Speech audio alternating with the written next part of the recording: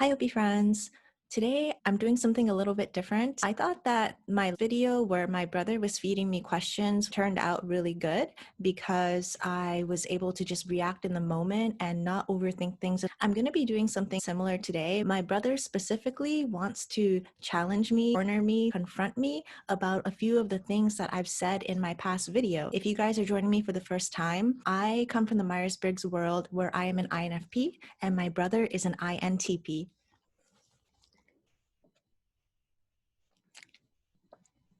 He didn't want to give away too much of what exactly he was going to challenge me about. I don't know, I'm a little bit nervous. Before I start that, I wanted to address a question that I got from the community. Yay! Thank you so much to my friend Darren. So this question is, do you usually start the day feeling very tired and gain more energy as the day progresses to the point where you struggle to sleep at night? They say it's high sleep in the first or second slot. This is something that I have been so unsure about because, as you guys know, my typing results have been just all over the place. Specifically, my animals, there's just every combination. I've gotten results where I am sleep first and second, and I've also gotten sleep absolutely last. Just to take away all of the terms and the animals for a second and really just talk about my day and my energy level, I am very, very tired in the morning. I'm always grumpy, cranky. It just takes me a very long time to adjust to waking reality. I'm so envious of people who just wake up, snap out of bed, on their feet, go, go, go. Even when I was younger and I had to go to sleepovers with my friends, I was just so beside myself in the morning with how everyone could just be so cheerful and talk to each other. That was not me at all. I'm so tired in the morning. Even when I make these videos to start my day, I think you'll notice that I am quite tired and awkward in the beginning. And then as I go, my energy picks up. And by the end of the video, I'm good. And I think that's been a common trend for me. I am definitely a night owl. I love doing things at night. I have energy at night. That's when I really come alive. As I've gotten older, I've had to adjust my sleep schedule and really be more responsible. If it weren't for my INTJ husband who really sets the schedule in our home, I would just be up all night doing God knows what, just consuming, watching video, reading, all of those things that I love. So to answer your question, yes, very tired in the morning and I gain energy throughout the rest of the day. But if it is true that this is indicative of sleep in first or second position, then I'm guessing that is probably me. I am calling my brother now and I have no idea what he's gonna do or say, but here we go. Okay, so why do you say you're a shitty friend? Has a majority of your friends said that about you to your face? Okay, good question. So no, this is absolutely self-imposed. I think I am a shitty friend. No, I'm pretty sure that I'm a shitty friend. And this is because I just have such a hard time proactively planning things, arranging things, meeting up with people, staying in touch. I'm bad at all of that. To maintain a friendship is a relationship. It's two ways. You can't just rely on one person to always be checking in, to always be making plans, but that is the way I have been in most of my friendships. I really rely on other people to create the plans and to bring me out. No one has ever said that to my face, but I am aware that I am a very passive individual who does not go out of my way to maintain friendships and to even initiate new friendship. What's wrong with relying on my friends? I think it's just very one-sided where if I'm not putting in the effort, I guess it's just my awareness of lacking in all of these things. I am not checking in, asking them how they're doing. And it's because I'm just so trapped in my own internal world and I'm overwhelmed with the external and doing things and initiating plans. My personality is just so easygoing. Once we're together, it's fun, it's awesome, but just to get me to that point of getting out there or to even get me to respond is just like pulling teeth. I really struggle with that. I'm just very passive about it. Okay, that was just the warm-up questions. Ready for the hard stuff? I mean, I guess so. I don't know what to expect. Ha! Okay, the question is, why do you need to be special? Kyle, that is such an INTP question to ask. It's not that I need to be special. It's just that, okay, fine. Maybe I do feel a little bit of a need to be special, but it's because just my FI and my authenticity and my identity is so important to me. I have a hard time being like everybody else and being sheep mentality and conformist. And there's just something in me that I can't do it. I have to distinguish myself. I have to be separate. I have to do exactly what I want rather than to conform to what society says that I need to do or what society says is cool or in. That there is this fire or drive under me to always go that way, my own unique path. Next question. Don't you think that there's a huge possibility that if one obsesses over their MBTI and functions, all they're doing is painting themselves in a box and can lead them to just create excuses for their own shortcomings? I can see how thought process could arise, especially when you relate it to astrology, right? You can say, oh, I'm just a Cancer, so that's why I'm moody. It's like you blame your behavior on your astrological signs. And of course, in the Myers-Briggs community, people do that as well. It's like, oh, well, he's just an ENFP, so of course he's going to be scatterbrained or whatever. But I think what I really enjoy about the objective personality community is that everybody here is very growth-minded. Instead of just taking what you want to hear, you're looking at your entire stack, see where you're blind, to see where other people are seeing fault with you that you're not seeing within yourself, and really just owning and being responsible for all of that and accelerating your growth. If I did not learn about typology, my maturity and my responsibility, all of that, it would have lagged by a good years. Like, I am 100% sure of that. But because of typology, I can actually take responsibility for the things that I'm not good at and actually stare at it and confront it in the face. Two types of people. It's the people who they want to hear what they want to hear and extract whatever they want out of it, or there's the people who are actually in it to learn for self-improvement. And I think that growth mentality is really what sets those types of people apart. Are you really sensitive to other people's energies? Aren't you just sensitive because as an INFP, you don't have the ability to control your own perception of other people's reactions and comments, essentially creating this you versus the tribe stereotypical mentality in your inner world that honestly is far from reality? Let me try to splice that up. So are you sensitive to other people's energies? Okay, I see what you're saying. So you're basically asking me, are you just in a fantasy? Are you in a fantasy script of I'm sensitive to other people's energies versus am I actually sensitive to other people's energies? And I understand what you're saying. And yeah, I mean, I guess I'm going to have to agree with that. I am sensitive to my own energy when it's affected by others. So yeah, you're right. Rather than me being sensitive to what they're feeling, I'm sensitive to what I'm feeling based on them being in the room and the shitty vibe that they're putting out, or their anger or their hostility, their nervousness. Like, all of that affects me. And then that creates all the chemicals in my body of, oh God, oh God, oh God, what do I do? What I want to say is that I'm very sensitive to other people's energies, but I think the more accurate way to assess this is I am very attentive and aware of my own feelings and how they are affected by the presence of other people. And okay, so you mentioned the tribe, and you mentioned that creating this you versus the tribe mentality in your inner world. Yes, this is also further complicated by the fact that my TE is a very weak function for me. If I am in fact an INFP, and it's feminine, meaning it's so movable. I have no ability to assert myself when it comes to the tribe because I'm feminine in my TE. And so I will always bend to the wishes of the tribe so as not to burden or bother others. I do have a problem with asserting myself. I think that further adds to my separation from the tribe. To answer the original question, I'm mostly aware of my feelings and how they are affected by other people. I can see how that does appear to other people as this fantasy script that we're running, and we're saying, no, but I am so sensitive to other people. No, I think we're only sensitive to our own feelings. Why focus so much on your inabilities and your negative feelings? Why? Here's the thing, right? Do you think that I want to be this way? Do you think that I enjoy my life ruminating about all of my inabilities and my negative feelings? No, absolutely not. It's not like I want to do this. It's not like I choose to do this. It's the way that my mind is wired. And that's why it drives me crazy. It drives me crazy. So I don't want to focus so much on my inabilities and my negative feelings, but I can't stop thinking about it. It's just really my FI and my need to be authentic and my need to be true to myself and to meet my own high standards. And FI is really internal values. It's not just what you like. You also have very, very high standards for yourself and very high standards for anything in life, the relationships that you're in or the work that you produce or whatever it is. Like you have very, very, very high standards. And I can't even meet my own standards. And I think it's really just me comparing myself to my own standards, always coming short. And that just really, really upsets me and it affects me so much.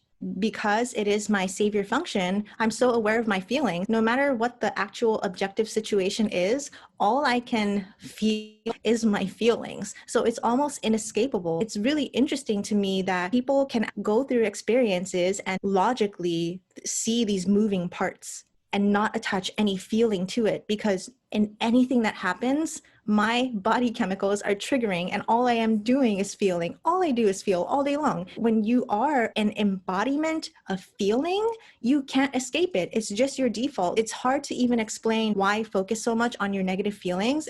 I don't know how not to. That's just the way I am. And I wish I could just say, stop and drop all the feelings. But that doesn't happen. That doesn't happen. I am my feelings. I am my feelings all the time. Are people always reprimanding and criticizing you, or are you just interpreting it as that?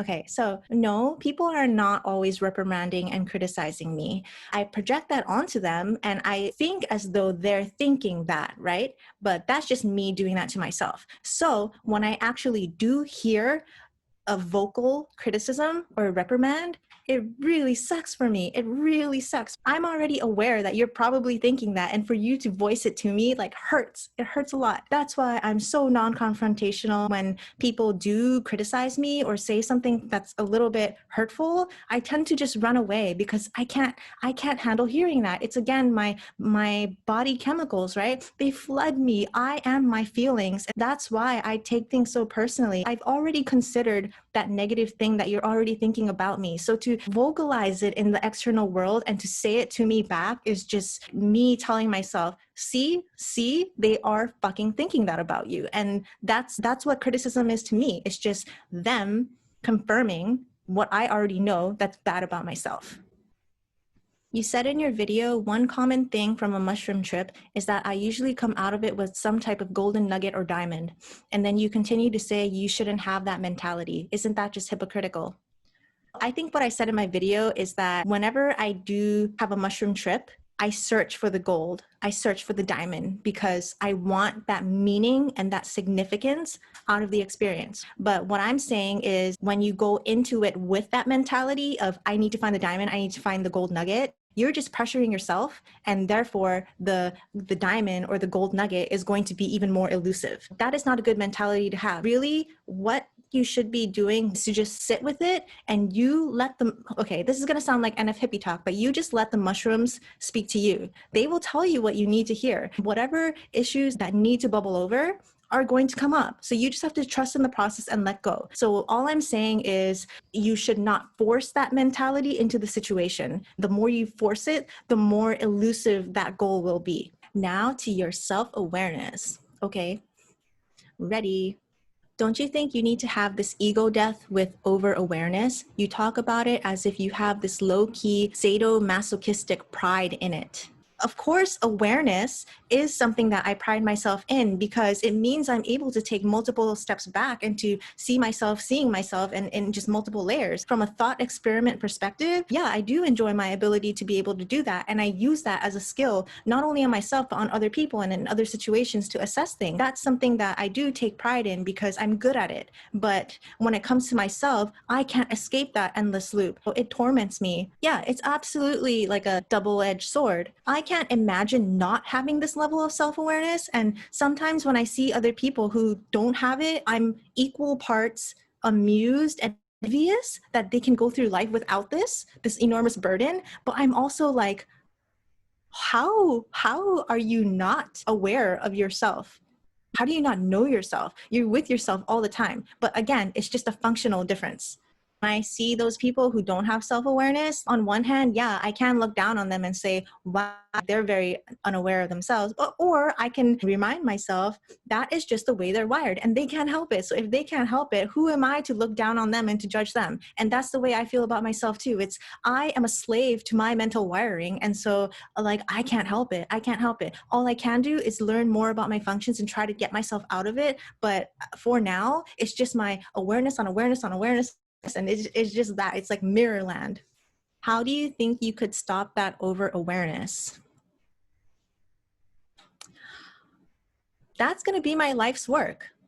That's going to be my life's work. I can overanalyze it to death, but because it is identity based, if I don't believe something, then there's always going to be that cognitive dissonance that I'm fighting. How do I align my self and my identity with the high ideals that I have in my head? How do I align that? Because the over-awareness comes from the lack. It comes from the space. Obviously, with age, the space has gotten a lot smaller, and with age comes wisdom and experience, all of these things that do help to shrink that space down. But is this gonna ever go away? No, I don't think so. Any recommendations to younger INFPs? I wish that I had some type of like magic pill or something that I could give to you, because I know how shitty it is. You suffer as an INFP. And the thing is, you have to go through it. That sucks, right? It sucks so bad, but you have to. And the only way to shorten it is to, first of all, surround yourself with good people that you love and that you can get your weirdness out with, and who accept you and who are just a safe, non-judgmental space, right? Those types of friends are really going to get you through life, and they're going to give you that self-esteem, and they're going to give you that feedback. The second thing I can recommend is learn typology, learn about yourself, learn about other people, learn about your significant other, learn about your parents, learn about their wiring and their shortcomings and why they may have messed up when they raised you. And it's because they're wired the way they are and they can't help it either. And I think it really makes such a big difference to learn.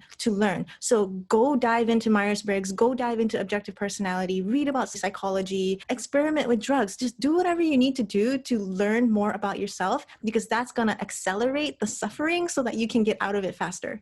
So my INTP brother says, you should probably put a side note about the experiment with drugs. And I paused the video and I was like, why? And I think it's just my FI being like, no, I'm going to be authentic to myself. And because I'm talking to a group of INFPs who are going to be authentic to themselves, I trust in them to make the best decision for themselves. My perspective on drugs is satisfying the NE, right? Is experiencing all these different perspectives and being able to get out of your own head sometimes and see things in a completely different light. I agree. I'm not trying to encourage drug use or anything like that. To me, drugs really just is perspective. And I am all about experiencing different perspectives and experiencing different worlds, escaping this world, escaping my wiring. That's all I mean when I say drug use or substance use. You said, I have a problem with my avatar. Isn't a majority of the simulation to become the fully realized version of the avatar you are given? So essentially, you are unhappy with the simulation. No. So I think the simulation is great. In the simulation, you can do whatever you want. Like at any given moment, you can literally go to the grocery store and get a wine bottle and hit someone on the back of their head and kill them. You know, like I could do that right now if I really wanted to. I could run out onto the street and jump in front of a car and end my life. Like you can do at that moment, and that is the beauty of the simulation. You can do anything you want, right? If you think life is boring, you can do anything to shake it up at any moment, whether good or bad. Maybe my examples are just a little bit jarring and morbid, but you can create things, you can invent things, like you can experience things, you can hop on a plane and go to a different part of the world. You can do anything you want in the simulation. And so I think the simulation is great. But what affects the simulation is the avatar you're seeing it through. Again, going back to me and my wiring and me seeing how easily other people have it and how easy they can just go through life without being bogged down by their own internal negative thoughts. That is what I'm doing. That is what I'm comparing my avatar to. Is my avatar, I feel like, was just dealt hands, you know, as far as my functions. And there's a lot of inner turmoil. There's a lot of suffering. There's a lot of inner torment. And I hate that. I blame all of that on my avatar wiring. And if I can change my avatar and the wiring that results from my avatar, then I can experience the simulation differently. isn't a majority of the shitty feelings self-imposed. Yes, but I think what I want to clarify is that self-imposed still means result of my wiring. Can I escape self-imposed things if they're a result of my wiring? No, I can't. Is there a rewiring that one has to go through? I wish. Wouldn't it be nice if, as an INFP, you could just rewire yourself? Like, wouldn't that be nice? Yeah. Given the constraints of my INFP wiring, all I can do is, with time and with maturity and with education and knowledge, I can learn more about my functions and to be able to get out of the grips and the loops. But I still think that I'm at a disadvantage because what the simulation demands is a lot of SF qualities and a lot of TJ qualities, if you want to think about it as success and wealth and everything that society values. Given the time and age that I am living in now, that is what society expects from me. And that is why I feel at a loss in the time and space that I live now. Can you explain what it's like to have your avatar? I think it's a lot of my disconnection to the sensory realm and my idealism. That just creates this like weird, awkward relationship with my physical form and my body. And if you just think about any game that you're playing and you have the avatar that you're controlling, like you want to build it up with weapons, shields, and tools. And then you can start upgrading your look and your costume and your boots and whatever it is. Like you can basically control that avatar in that world. And that's exactly the way I see it. It's like I am like this character and this soul that was plugged into this physical body, you know, like without my consent. And now I'm responsible for this. And I have to not only keep it healthy, but I have to also manage how the rest of the tribe sees me and to keep up with what society says is the way I'm supposed to look at a certain age, or I need to be this fit, all these impositions. And it's like, why do I even need to do this to begin with? Like, why isn't my mind and my soul sufficient enough to convey myself and my thoughts and my identity? I just feel like this physical shell is just so weird to me. Does it have a lot to do with the society? Yes. Yes, but it also has more to do with me because I have my own ideals that I can't live up to. And because of that disconnect, I project that onto other people. And then when I project that onto society, it's just this feedback loop of, yeah, that is exactly what they're thinking about me. And so it's not necessarily society itself. My ideals and society's ideals are interlocking and creating this force field that really, really messes with my head. But at the end of the day, it is me. It's my entire experience. You say that you create this mental loop of hang about yourself by using something like plastic surgery to fix that. Aren't you essentially not fixing the real problem? And if that's the case, doesn't that mean there's a high risk that this mental loop problem will create more of these hangups when you are just going to cop out and just plastic surgery that self-created problem out of your life? Okay, so I explained this a bit in my previous video. I don't think that once I have one plastic surgery procedure that it's going to lead to more and more and more things that I want to change about myself. I don't think it's that. I already have this ideal of what I want to look like in my head. What do I need to do to get there? Three things is to fix my nose, to fix my eye bags, and to fix my cheeks. And if I can do that, I don't have to worry about the sensory realm anymore. I don't have to be insecure about talking to other people and that hindering my ability to interact. Just those things that I'm constantly ruminating and obsessing about when I'm with people, and to be able to delete that from my mental script is just going to help me to stop ruminating and to stop suffering through that while I'm with people. It's my disconnect from the sensory realm and my high ideals, my FI. Plastic surgery is really just a bridge to get that to align. If I can get that to align, I really think I'd be unstoppable. I wouldn't have so much insecurity and so much self-esteem issues. I realize that this is something that I will probably get a lot of heat and criticism for. If you get one plastic surgery procedure, you're just going to get addicted to it and you're never going to meet your ideal, your high ideals. But I want to challenge that by proving it, by doing these procedures and actually documenting the entire thing so I can just prove that it's really my FI and my sensory insecurities that just need to align in order for me to stop being so insecure. Thought experiment. Asians get surgery done to get double eyelids because it is the cute thing. Who is facing that and lets it bother so much that it affects her social life and she says she's ugly, what would you say to her?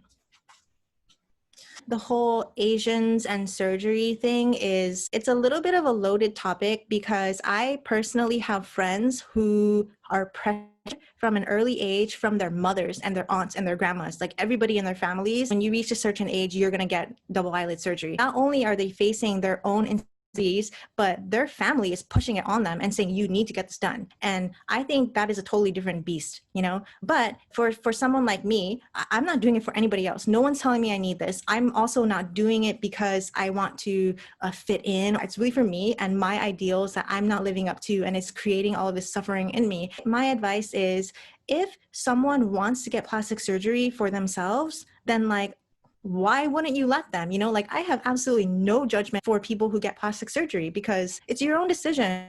You only have one life. And if it affects the way you live in this simulation and you only have one life, I don't understand why you wouldn't just do what you want to do and to look the way you want to look. Like, that's such a personal decision for everybody, and nobody has any right to judge other people for that. Just to let you know, no one thinks your bump on your nose is huge.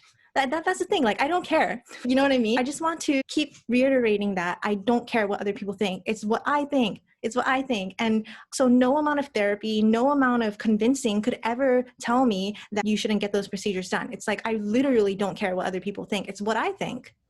I'm very opinionated about plastic surgery, and it really is my masculine FI that's really punchy and saying, do what you want, identity, like, go for it, like, be yourself. And I realize that I have a very masculine FI, but I also have that feminine TE, and that is where I'm not pushing you. Like, do it for you. Don't let anyone else pressure you. And so that is just my perspective on it. But I'm curious what you guys think. You are also an INFP. Like, what do you think about plastic surgery? Are you in the camp of, no, like, what you're saying is wrong and we should be pushing body positivity, and, you know, our future generations are going to be living in this susceptible environment? Or do you agree with me and, like, if do it once and get it out of the way, you never have to worry about it again? Like, I'm curious what your thoughts are on plastic surgery. And have you ever gotten a procedure, and do you regret it? Do you love it? Do you wish you'd done it sooner? Okay, he says, I have one more activity for you. He says, let's do a practice in cringy positive thinking. I already don't like that, but okay. So, what are 3 amazing things about yourself? Reply to each of these by starting off saying, Candace, you're really amazing because you are. Okay, first of all, ew. Okay, he says, you have to do it. Okay. Okay. I can't get past the ew part, but okay. Let me think. I really need to, like, think. Okay, so 3 things. All right, let's get this over with. I don't want to do this, so I'm going to get it over with. Okay, so Candace, you're really amazing because you are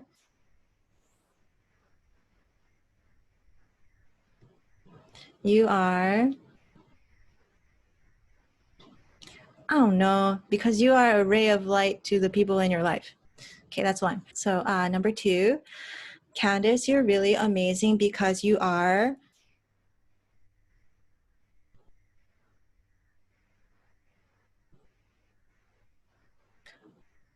a good listener who doesn't judge people. A good listener who doesn't judge people. Okay, that's 2. Okay, number 3, Candace, you're really amazing because you are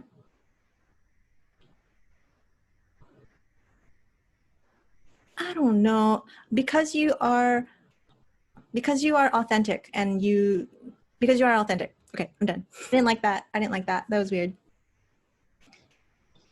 I hope you guys enjoyed that. This is actually a really good glimpse of the conversations that occur between me and my INTP brother. We are always just poking holes in each other's logic and forcing the other to explain. And I think, like, it's really great to have someone like that who will challenge your thoughts and force you to explain yourself. Thank you, Kyle, for doing this for me. I always feel like these videos turn out a lot better because it's not just me trying to one-way blast. And I really am able to ping back and forth off of someone. It creates a different energy, which I think is really cool. If you guys have been following my OP journey, I have gotten the 8 results back from Benjamin and his team, and they are now in progress to consult with Dave's Superpowers, one of the founders of OP. So I should have more insight from him, which is so exciting. So I will keep you guys posted about that. And also, I'm curious to hear your thoughts about plastic surgery, whether you are an INFP or not. What do you think about it? Have you gotten it done before? Do you regret it? Is it something that you aspire to do? I just want to hear your thoughts, and please include your type. Thank you again for watching my ridiculous video, and I will see you guys in the next one. Bye.